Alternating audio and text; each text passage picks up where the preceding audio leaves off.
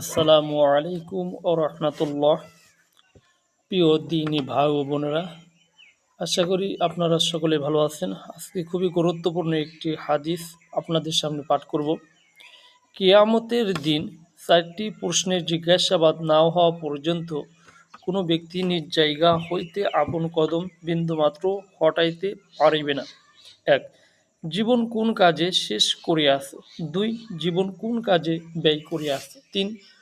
ধন দৌলত কিভাবে উপার্জন করিয়াছিলে এবং কি কি কাজে খরচ করিয়াছিলে? 4.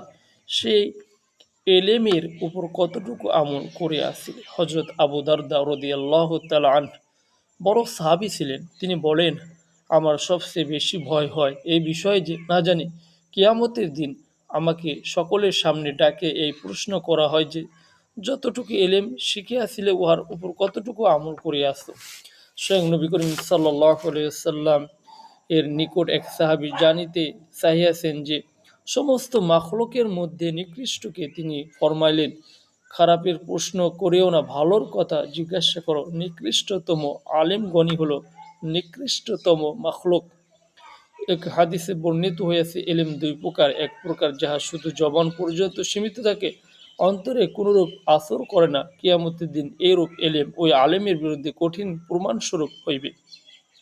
আর দ্বিতীয় প্রকার এলেম যা অন্তরে আসর করিয়া থাকে এবং ইহাই উপকারী এলেম।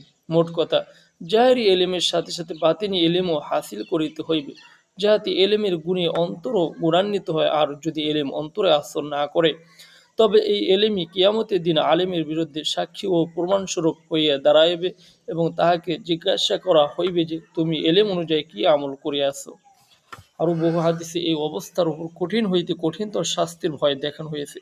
এজন্য মোবাল্লিগ ভাইদের খেদমতে আমরা আরও তাহারা যেন সর্বপ্রথম নিজেদের জাহের ও বাতিনি ইসলাহের ফিকির করেন, তাহা না হইলে ক্ষুধা না করুন এই সমস্ত ভয়াবহ শাস্তির আওতায় পড়িয়া যাইতে হইবে। আল্লাহ তাআলা আপন মেহেরবাণীতে এই অধম গুনাহগারকে ও জাহেরি ও বাতিনি ইসলাহের তৌফিক দান করুন, আমিন। নিজ হইতে অধিক বদ আমলওয়ালা আমি আর কাহাকেও দেখিতে পাই না। আল্লাহ যদি একমাত্র তাহার অপার মেহেরবাণীতে আমাকে রক্ষা করেন, তা হলেই আমি রক্ষা পাইব।